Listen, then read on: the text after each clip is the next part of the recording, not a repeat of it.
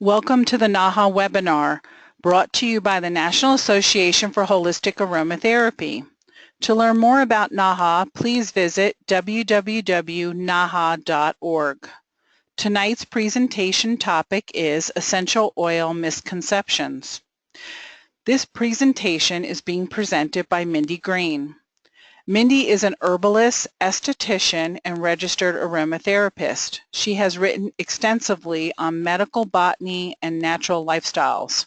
With decades of experience in the natural products industry, Mindy is a well-known educator, author, past director of education for the Herb Research Foundation, and clinical aromatherapist for the Aveda Corporation. She is a founder and professional member of the American Herbalist Guild, and is a current advisory board member of the American Botanical Council. As an author of 3 books and over 60 articles, Mindy believes learning never ends and plants are our teachers. She teaches aromatherapy to medical professionals at the University of Arizona Center for Integrative Medicine. And to learn more about Mindy, please visit her website at www.greensensations.com. And I'd like to take a moment and welcome Mindy for being here this evening, and you can go ahead and get started. Thanks, Kelly, and thanks to NAHA for having me. This is one of my favorite subjects to talk about, partly because people are often very confused, and especially if you're, well, actually not especially if you're new to the industry, because there are a lot of people who have been in the industry for a really long time that are still confused about some of the things they hear about essential oils, what they can and can't do. So let's just get started and see if we can get through this. I'm going to leave about 10 minutes at the end of our hour together to take questions. So just bear with me here. And there we go. Okay. So just a little overview about what we're going to be talking about. Discerning uses from a historic and modern perspective, and the varying perspectives of different practitioners that might affect how we perceive essential oils and how we experience what they do. Some of the wild claims by individuals and companies that we all come across, and the conflicting experiences that we all have with essential oils. So oftentimes some of the confusion comes in with our own experience with an essential oil, whether it gave us a rash or didn't give us a rash, whether it fixed our ills or contributed to them. So just a little bit about our personal experiences. Mitigating factors, which are numerous, which I will go into. I'm going to touch on oral use and obviously safety issues, which is probably the foremost concern for our industry, is offering the information that provides for safe uses of essential oils. And then how extraction chemistry affects the outcomes of our experiences. So I know that anybody who's been in this industry for a while knows that it often doesn't have a great reputation. So we often get these remarks from people about how it's just kind of woo-woo information and there's no science behind the use of essential oils and so forth. So we're going to talk about that a bit. And just here's another little example about going to your therapist, and maybe your therapist doesn't think so much of the uses of essential oils for dealing with emotional issues. Or maybe your therapist uses them. Who knows? So there are a lot of issues surrounding not only the safe use of essential oils, but the proper uses and educational practices around them. So the first one is obviously quality. And just a note here, there are a lot of things on this one slide that we could spend a long time on. So I think I have about 30 or so slides. So if I'm touching on something that you want more information about, you can type a little question into the chat box and we'll try to address as many as we can at the end of the hour together. So obviously essential oil quality is Very, very important. And the unlimited access to the public of undiluted essential oils can be a real big issue, because a lot of times people don't really know what they're doing. They haven't taken the time to learn the proper uses of essential oils, so that can be a factor. Also, obviously, misinformation and bias around essential oils. Evidence of efficacy and safety versus the claims that are often made for essential oils. Then we have the issue of dosing. We have heroic dosing versus homeopathic dosing. So let me explain that a little, because sometimes these are terms that people aren't always familiar with. So heroic dosing actually comes from an herbal tradition, and it means using very large amounts. And homeopathic dosing is using very dilute amounts. So depending on who you're learning from, whatever experiences you've had, or whatever books you've read, you might be somewhere in the middle, or there might be instances where you use a heroic dose versus a homeopathic dose. Just from my own perspective, when I teach classes, whether it's to medical professionals or to seasoned veterans of the industry or to beginners, I really talk a lot about using less. Less is more. So I am personally more on the homeopathic side of dosing, although there have been times where I have used heroic doses for myself or a family member or somebody that I know very well. I would not do it for a client whose whole medical history I am not completely familiar with. So just a little background you might want to think about. And along those same lines, heroic dosing would fit into the category of what's often called in French aromatherapy live embalming. And that's very high doses, often with the application of heat. So that is an extreme heroic application and not something that I recommend unless you're highly skilled or have practiced or are practicing with a medical professional that has.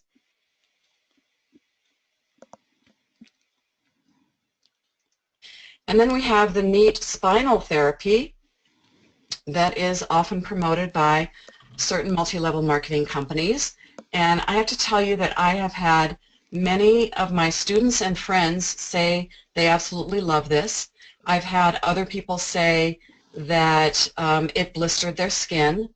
And so erring on the side of caution, using neat essential oils along the spinal column is not something that I recommend based on the number of outcomes that I've seen where people aren't really helped that much with it. And, you know, just a little bit about sustainability with essential oils. One of the arguments I hear from my herbalist friends is that it takes so much plant material to make even just a few drops of essential oils, and doesn't it make more sense to use the herb itself? And yes, I often teach aromatherapy classes to herbalists and herbal classes to aromatherapists, and there is a happy medium there, but we do need to respect how much plant material one drop does represent. And when we think about how much plant material is in one drop, I think it will start to make more sense to you to lean on the more homeopathic dosing side. Then we have blending for synergy or antagonism, and that's another area where people might either disagree or have differing outcomes based on personal experience and whatever oils you're choosing. And then, of course, there is the both internal use and oral use. That sounds contradictory, or not contradictory, but it sounds like the same thing. Oral use is by mouth, and internal use can be vaginal, rectal, or in any other orifice, which, again, there will be further slides on this, but it's not something that is recommended for a beginner and maybe even an intermediate student unless you get many, many years of experience and know your client well and your essential oils well. Then we have the issue of children and pregnancy, and if you've been in the industry for a while, you've probably seen labels on bottles of neat essential oils that recommend the oral use for kids. And again, depending on what it is, depending on the child, the age, and all of the other parameters that come along with oral dosing, that can be problematic, as can pregnancy, and there are a lot of caveats about that. So see, these are some of the things we will touch upon, and if we actually get to the end and I don't have time, you can ask questions specifically. Ecological impact, I did talk about just a little bit on sustainability. So I often hear that essential oils were noted in the Bible, and there really wasn't distillation back then, but there was the use of plant extracts and plant oils soaked in fatty material, and you can see that here on this slide from an Egyptian carving. And this is basically them squeezing out the plant material, or the fabric that was soaking the plant material in carrier oil. And at that time, probably the carrier oil was maybe olive, but more likely fat from animals. And then, of course, here we have Egyptian women smelling fragrant plants. And then here, this is a treatise on perfumery, and this is from the late 1800s, 1877. So aromatherapy itself, of course, that term was coined much more in our modern day, late 1800s, early 1900s, that era. And so it kind of drives me a little crazy when I see that essential oils were named in the Bible. So that's not really so accurate. So here's a little bit of timeline. I'm not going to go through every tiny bit of this, but we talked about fragrant plants being infused in fats, distillation coming along somewhere around 1200 or 3000 BCE. That's before the Common Era. I said before. I don't think that's before. Sorry. Joseph Lister using essential oils, real essential oils, in a product that was later known as Listerine. He actually used them as antiseptics. And then, of course, we have eucalyptus in cough drops, and Gattefossé coining the term aromatherapy in 1928, and then essential oils entering the beauty industry around the 40s, as well as Jean Valnet writing probably one of the first modern books on aromatherapy. One of the nice things about his books is that he talked about when the essential oil isn't appropriate, how you could use the herbal tea or the tincture of that same plant. So I think that's kind of forgotten in this modern day, and especially now when there's so much interest in herbalism for aromatherapists and vice versa. Many herbalists are interested in essential oils as well. But because I really think that aromatherapy is part of herbalism, it's a concentrated version of herbal therapy, that the two definitely go well together. So if you are a person that has come to this industry just through an experience of essential oils, I really encourage you to learn more about the plants themselves and how you might use them. And at the end of this, I'm going to give you some dates of places that I will be speaking about herbs and essential oils together. So what we have always known, and how we have discovered plant uses, is through empirical evidence, anecdotal observation, and more recently scientific research. So while we may have started with these kinds of books from around the 1500s, we certainly have oral traditions from native peoples around the world for hundreds of years, and this was actually European, and I think this was, I don't know the era, but I think that was a cold cream recipe that was actually on there. So, doctrine of signatures is an herbal kind of term, and it's how herbalists found how plants might be used. And it's based on how they look, where they're growing, maybe even what season they're growing in. So these are just some examples. And a lot of times we extrapolate the uses of essential oils from their herbal counterparts. So these are just some examples, and they're broad ranging. This is a ginseng root, and it looks like a man, and in fact it's a good tonic for humans. This one in the center is lungwort with the spots on the leaves, and in fact that herb is good for the lungs. This is hawthornberry. It's related to rose, but anything that was red they thought might have been good for the circulatory system, for the bloodstream and so forth, and hawthorn is very specific to the heart but also to the blood system. This bottom one, of course, is dandelion, and they thought that any plant that was yellow was good for the liver. In fact, dandelion is. And then this was a picture of a walnut. Obviously, there is some similarity to the brain, and we know today that walnuts are good for brain health, partly because they are high in omega-3s, one of the few vegetable sources of omega-3 fatty acids. And then this is a slice of carrot. And we know that carrots are high in vitamin A, and they in fact are good for eye health. So that's just a few examples. If you're interested in learning more about the doctrine of signatures, there are numerous books written on that subject. You can just Google them, go to Amazon, and find out more. It's very, very interesting.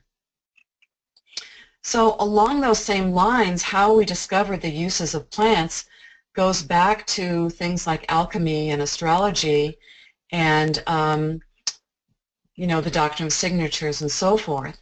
So there is a fundamental belief that we are all from the same elements. People, plants, and planets come from these elements of fire, earth, air, and water. And there are whole systems of medicine based on that, and you could assign essential oils into that category as well. So the two herbal authors that were famous for this teaching are John Gerard and Nicholas Culpeper, and there might be reprints of their books, but probably Google Books has some information on that. So here's an anthroposophic perspective of the relationship between people and plants, and so this is kind of interesting, especially if you are an esthetician and maybe you want to know about the skin. So here we have the epidermis. This is the dermis, the corium or the dermis, and the subcutis, and they relate it to different parts of the body and different parts of the plant. So it's just another philosophy. It's not the end-all be-all. There are exceptions to these rules, but in many products on the market, especially based on the system, anthroposophic products such as Weleda and Hauschka and Jurlique, just a few cosmetics companies that use this philosophy to create their products. So in many traditions, this is still very valid. So what about today? Where do we find information today on how we can use plants safely, not only herbs but essential oils? So if you're not familiar with PubMed,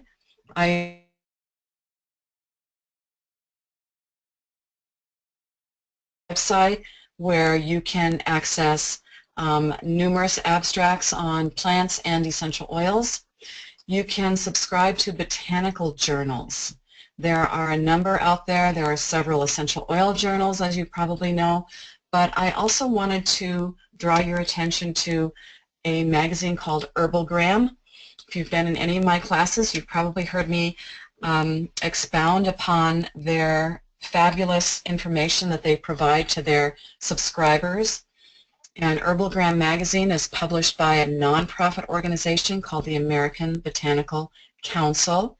They're in Austin, Texas, and to become a member, it's somewhere between $35 and $50 a year, and you get 4 magazines a year, plus access to their numerous plant articles, including many articles on essential oils. They have done a fabulous job incorporating aromatherapy into herbalism through several issues of their journal, so I really recommend them highly.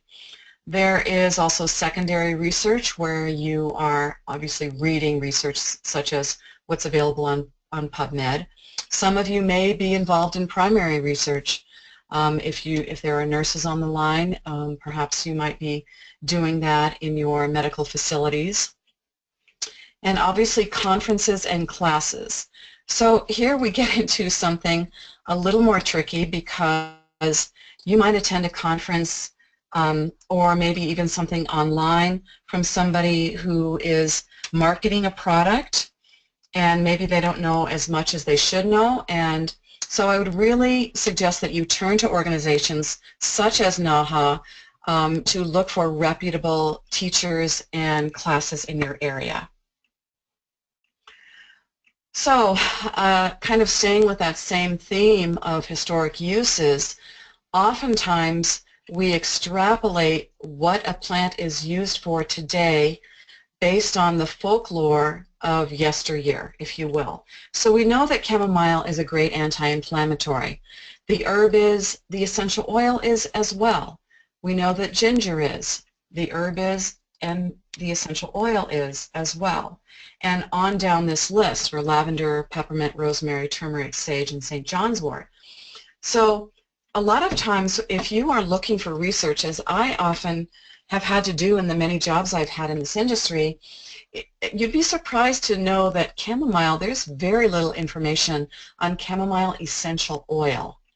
Okay, so there's a little bit on the herb itself, and sometimes we have to extrapolate from that information, and sometimes that extrapolation doesn't really follow through. For instance, the ginger here and the rosemary and the turmeric and even the sage, those anti-inflammatory and antioxidant claims are often based on constituents that are found in the herb and that are not found in the essential oil. So we have to be careful either when we're teaching or learning about essential oils, and I often hear that frankincense, you know, the kind of wild claim that it's good for cancer, and while it may well be, that research was done on the whole herb or the extract, and many of those constituents such as the boswellic acid, boswellins, all of those other constituents that are not bioavailable in the essential oil through the distillation process are in the herb itself, but not in the essential oil, and oftentimes that information gets transferred to the essential oil and it's not always accurate. So I encourage you all to do a little homework on your own and you know, find some good books, some advanced books, or go to PubMed. Take some herb classes, that would be good too. So today we are using aromatherapy in a lot of different ways. Obviously massage, skincare, but you can see candles marketing as aromatherapy, and essential oils for pets, using essential oils in psychology therapies, for spiritual development, maybe in your yoga class, for therapeutic applications for medicine. So there is a wide range of application, and sometimes one use in one arena doesn't always translate to another arena. And I just want to make a comment about this. The kitty cat's getting a massage here. This is my reminder to tell you all that essential oils should not be used on cats. Dogs have a different metabolism and they can process some of the essential oils, but cats cannot. And even on a rinse-off product, it's not really safe. They're like little infants, the size of them. And so do be cautious with your pets. Do your research. If it's a product made by a reputable company that is already diluted and it's maybe a flea shampoo for your dog, then you know, that's probably okay.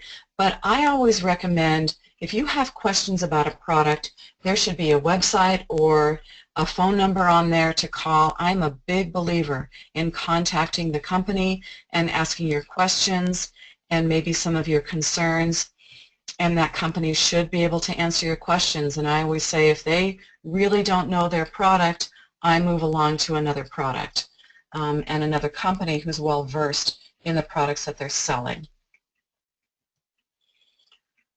So here are some of the theories about essential oils. They are the soul of the plant. Well, I'm not going to actually poo-poo any of this because I'm a deep believer that plants actually are here to advance our souls, and I believe that if we were spiritually connected enough, we could learn to connect with plants on a very deep level that would help to improve our outlook on things, and you know, being able to connect with nature is the ultimate healer. And I think that especially through the sense of smell, this is something that's available to us. But I think we have to be careful about what we promise when we say it's the soul of the plant, or even when we say it's the plant's immune system. While it may well help the plant and it may well contribute to our immunity, I think we have to be careful about what we're promising and what we're claiming there. And it's a transformational therapy. It can be, depending on how you use it, and proper choosing of the oil, and how you approach that therapy. So there are lots of parameters, and I'm not here to say one thing is right or another thing is wrong. And you may have guessed by now, I'm going to really point out to you the different approaches from all the different schools of thought around using essential oils. They do have pharmacological effects. There's no doubt about that. I remember early on in the industry, maybe like the 80s, the late 80s, there was some controversy. I think it was even written up in one of the journals that essential oils don't actually enter the skin, and that all of our effects are from inhalation alone. And of course that was debunked. And we know that essential oils do enter the skin, that they have extremely small, a small molecular size, and they do penetrate the epidermis down to the dermal layer of the skin, and they do get into the bloodstream, not only through the skin, but through the brain and through the sense of smell, and into the lungs. So we know they have pharmacological effects. And again, our differing experiences, our various teaching styles, our various learning styles, and a wide range of treatment options. These all affect our perception of how aromatherapy works. So, can essential oils tend and heal the soul or the body? Again, depends on how you approach it. I think they have that potential. And I put here a remedy for NDD, which is nature deficit disorder. And I think that maybe through the sense of smell, that is an option, but I think the plants themselves, being out in nature, is really what we all need to connect with. And if you're in an urban environment and you don't have access to a local park or to a corner garden or whatever it is, that using the essential oils and diffusing them into the air is definitely an option, a viable option, to remind ourselves with every breath that we take that we are connected to plants and to nature and to source energy. And through that memory connection, even if we can't consciously remember that we come from that place, just having that intention of connecting is a huge part of healing ourselves. So, esoteric claims. Can essential oils balance the chakras?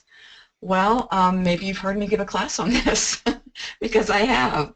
And again, it's kind of the same thing. I really believe that plant essences, anything from nature, you could be holding a rock in your hand, and if you have the intention to have that rock help you to balance your root chakra, I think it probably can. So again, depending on our belief systems, how we approach these, the essential oils that we choose, and all of that, I think it has that potential. Is diffusion enough? Maybe. It could be for some people. I know that for all of the teachings about healing the astral body, that using low doses or just a little bit into the air will affect the astral body much more than the physical body. If you've got, you know, fungus on your feet, probably diffusing into the air and holding a rock and thinking that it might go away if you just intend it enough probably isn't going to work. It's just pretty basic common sense there. So having said all of that, here was a research paper that came out in 2008, and Science Daily reported on it, and I gave you a link here at the bottom of the page. But there were researchers from Johns Hopkins saying that burning frankincense actually does activate ion channels in the brain to alleviate anxiety and depression. And isn't that a long time historic use of how frankincense was used, not only from a religious perspective, but from a traditional perspective?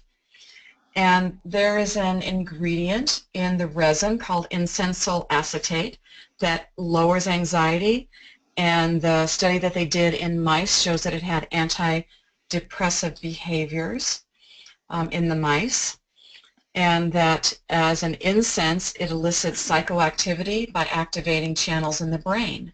So these are things that we have known about for thousands of years from a kind of traditional perspective of native peoples from around the world, that burning incense was part of what was used in ceremony to put the participants in an altered state of consciousness. So here is just one study that proves out some of the traditional ways that aromatic plants were used. So then we have experiments, like how do companies actually do experiments? How do you prove emotional attributes? And so these things are subjective, but there are studies based on behaviors and subjective feelings of how certain scents might make you feel. So experientially based, they are maybe driven by memory. Maybe we have a memory of a certain scent that makes us feel either happy or sad. And these are unique to each individual. So then we have the factors of how essential oils might penetrate the skin, and there are a number of things that come into play here. So the temperature both of the skin and of the product that you're putting on, the thickness of the skin, which will vary depending on age, the diluent that we are using to extend the essential oil, the lipid quality of a carrier oil that might be used can affect to a certain extent the penetration of an essential oil. Clearly the chemistry of essential oils, because there are some constituents in essential oils that are actually used to drive in products. There are pharmaceutical drugs that are used externally that are that deliver drugs into the body, such as nicotine patches or birth control patches, things like that. Friction, are we rubbing the skin or are we occluding the skin, covering it over? So these are just a few of the ways that we might have a different experience with essential oils. So then we have the factors of chemistry and quality. You know, we definitely know that there are chemotypes of essential oils that are affected by climate and altitude and whether that plant is receiving ultraviolet light or infrared rays, the soil. All of these things will affect the chemical constituents of the plant. And for instance, from a yin and yang perspective, if you were growing a plant in a cool environment, that would be more yin, or in a hot environment, that would be more yang. And it affects those same components that reflect yin and yang energetics in the body. Okay, so a good example of that is thyme. So if you grow thyme, Thymus vulgaris, in a hot, dry climate that's rocky, say, you know, along the Mediterranean where it's very hot, it's going to produce more thymol. And if you grow that same plant, Thymus vulgaris, in a high altitude where it's getting more ultraviolet light than infrared light, it's getting more rain, the soil is damp and maybe richer, it's going to produce a chemotype that is thyme linalool. So these are just some of the things that affect it. And of course, what part of the plant is being used. We know that there are different essential oils from different parts of the plant. Neroli is a good example. we have bitter orange from the peel, we have neroli from the flower, and we have petitgrain from the leaf. So, certainly knowing your plant parts and knowing your Latin names are important. When the plant is harvested, how was it dried if it was dried? All of these things affect the outcome in chemistry of the plant. And then, of course, we have the extraction process. Is it solvent extracted? Is it used with alcohol or hexane or CO2? Is it distilled or infused or decocted? Is there percolation involved in the extraction process? Then, of course, we have time, temperature, and pressure. And is the plant fractionated or redistilled, or is it adulterated? So this is a big problem in our industry, adulteration, and I know those of you who have been in the industry for a while have probably heard this conversation, and it is an important conversation, one we can't thoroughly discuss here, but I wanted to draw your attention to a recent controversy about oregano oil being adulterated.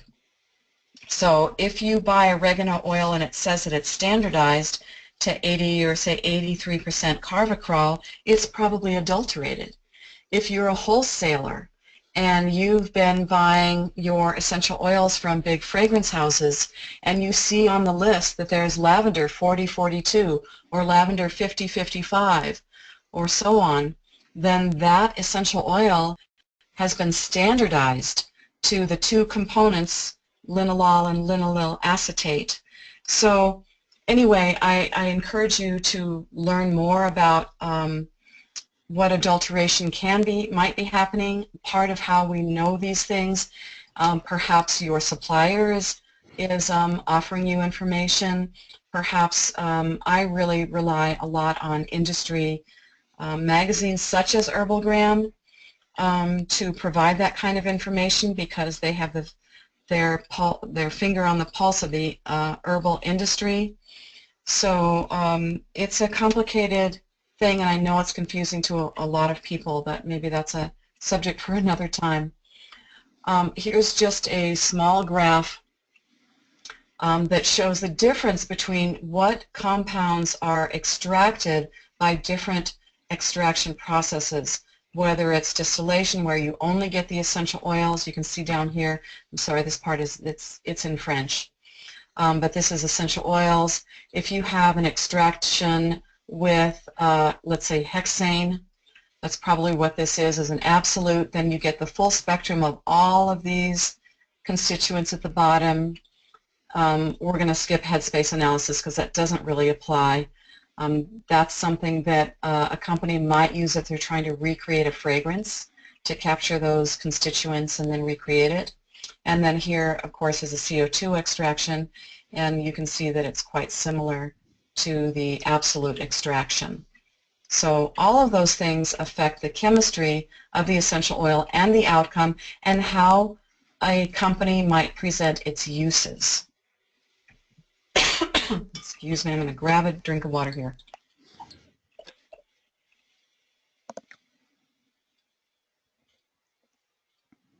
The clinical applications of essential oils, and really for our purposes here, oops, didn't mean to do that, we're going to talk mostly just about inhalation and dermal application. And so through inhalation, we're going to use obviously a diffuser, maybe dropping essential oils onto a tissue or a handkerchief, or using steam, dropping essential oils into steaming water to breathe in the vapors. And then dermal application is obviously, massage, baths, lotions, compresses. The vaginal, rectal, and oral applications are where we get into more of the controversies and maybe more of the more possibly dangerous practices, depending on what you're doing. And these are really considered the more medical applications, and not something that you should be doing willy-nilly on your own without having a lot more information.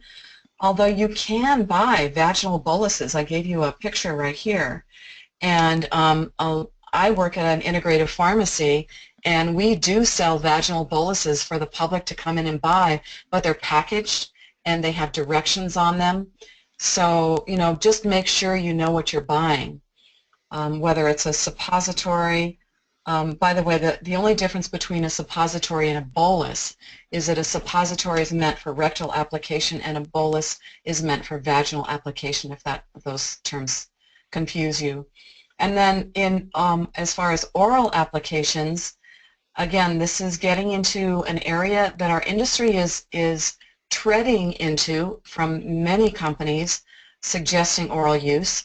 And on the one hand, it's a little bit scary when companies sell undiluted essential oils for the consumer to dole out to themselves. If it's in a capsule, and there are many capsules on the market like this, this is something a little different. If you're following the directions on the label, that company, you can pretty much bet, has done their due diligence to get that product on the market. And a good example, I don't think I have it here, but a good example of a product over the counter that you can buy in some drugstores and some health food stores is a product called Calm Aid. It's lavender essential oil in a capsule, and I think it says 1 to 2 capsules a day. It might just say 1 a day. But that's an example of a product whose company has done their due diligence to get it on the market. It does fall under the Dietary Supplement Health and Education Act, DSHEA. You can see the disclaimer on the bottle, and it is the exact same product that scientific research is done on for a product called Silexan. And you can look up Silexan, S-I-L-E-X-A-N, in PubMed. There are at least 4, maybe now 5 scientific clinical studies done on Silexan, and it's the same product, Calm Aid, and it is for anxiety, and you can see the research was done. I think it was a lorazepam. I can't remember exactly the drug they were testing it against, but found it as effective with fewer side effects. So there's an example of some, products entering the aromatherapy marketplace that I feel really good about. Again, that company has done their due diligence, and so I think you can feel pretty safe about that. But self-dosing out of a bottle of neat essential oil, I think, can be much more problematic. So again, this can be controversial. Quality here is really important. Dosage, of course, is critical. And my favorite statement, self-medication requires extensive self-education. So be sure you know what you're doing, and if you're a beginner, don't do it. So having said that, there are essential oils that have been on the market for medical use for a very long time.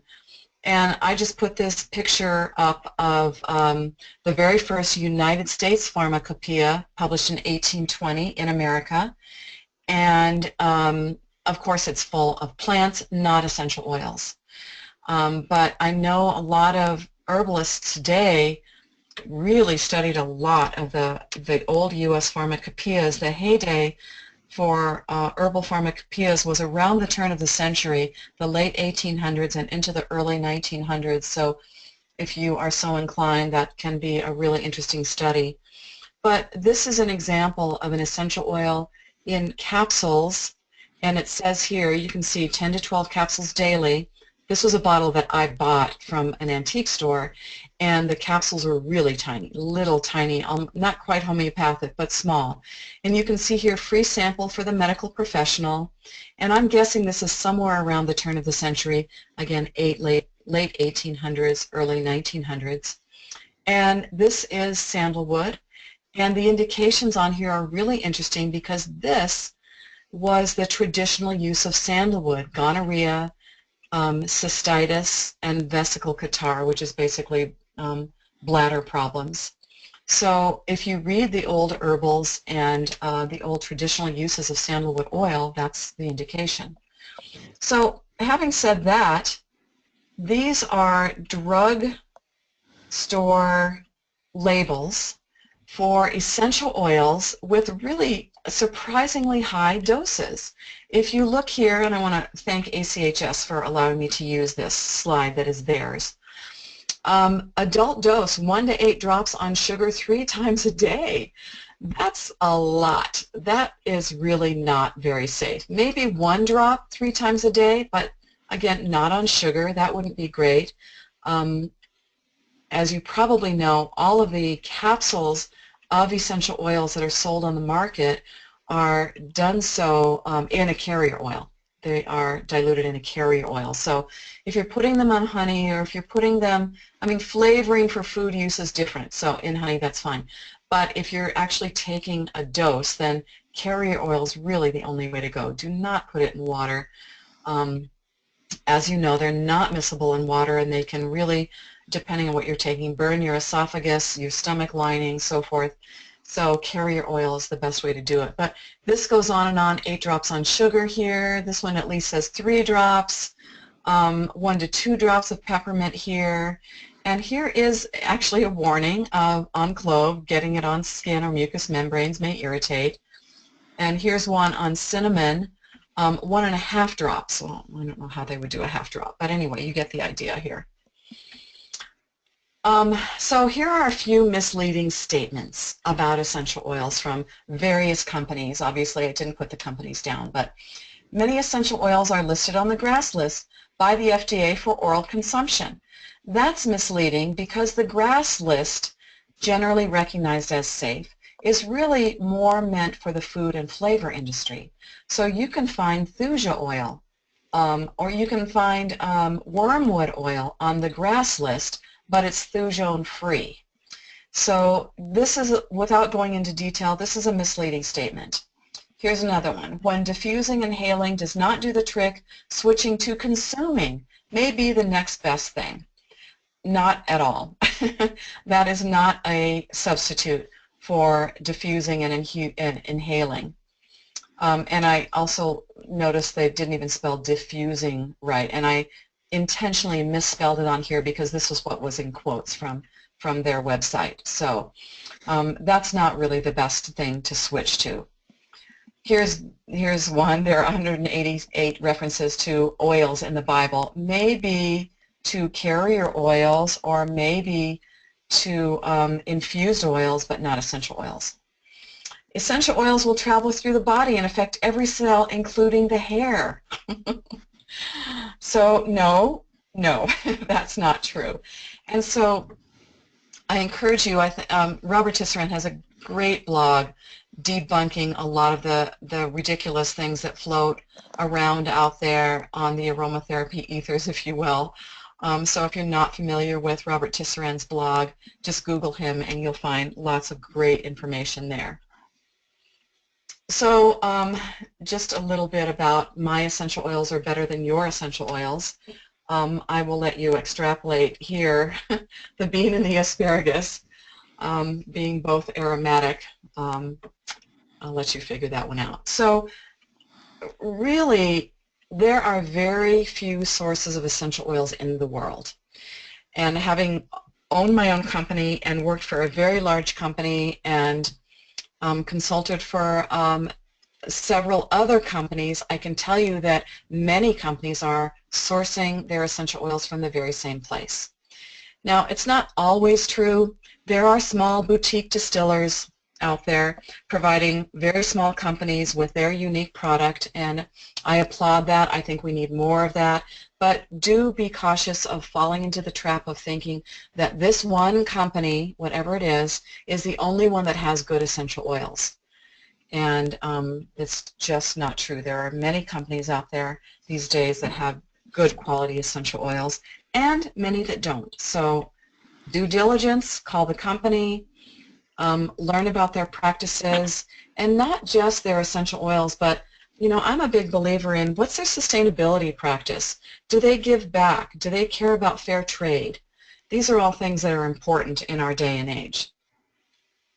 So the inconclusive conclusion is that the right dose differentiates.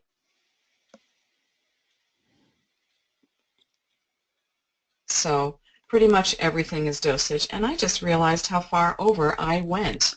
You're Oh my fine, and I goodness. was just gonna, Mindy, can you back up to that screen again because you actually went out on the whole in the inclusive conclusion. So if you could repeat what you said there. Okay, so the inconclusive conclusion is that everything depends on the dose. The dose makes something a medicine or a poison, and this was something that Paracelsus, also known as Theophrastus, talked about and is quoted in many different ways, but basically the right dose differentiates a poison from a remedy. So again, I am going to just reiterate my philosophy of homeopathic dosing for the love of the planet, for the love of the plants, for the love of safety, and for the love of your skin. So do be cautious and use low amounts, and when it doesn't work, don't put more on. I call that the moron theory. Don't don't fall back on the moron theory, and don't, when you breathe in and it doesn't work, don't take it orally. So know that essential oils have the potential to both heal and harm. Know your oils, know the Latin names and the chemotypes, use good suppliers, protect your oils from degradation by storing away from heat and light. Use low-dose non-toxic oils if you're a beginner. It's better to know a lot about a few oils than a little bit about many oils. Obviously, don't undertake heroic and oral dosing.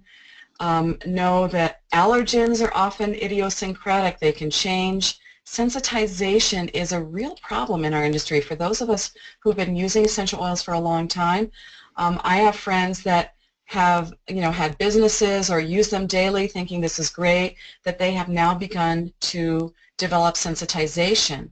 So again, another reason to go on the more homeopathic dosing. And then obviously experience and education. I want to thank you all for tuning in. It looks like we still have 138 people with us. So thank you. I will take some questions, and this is my website. If you care to contact me, I am doing a 15% off on my business consulting. I often consult with small businesses, cottage industry, startups, even larger companies with large presence on the web. So if you have questions about entering the market or how you might place your product in the marketplace, or you're confused about labeling or languaging, feel free to reach out to me, and this is my book. Okay, great. Which is available on the NAHA website. So thank you, Kelly. Thank you, Mindy. I'm going to stop the recording.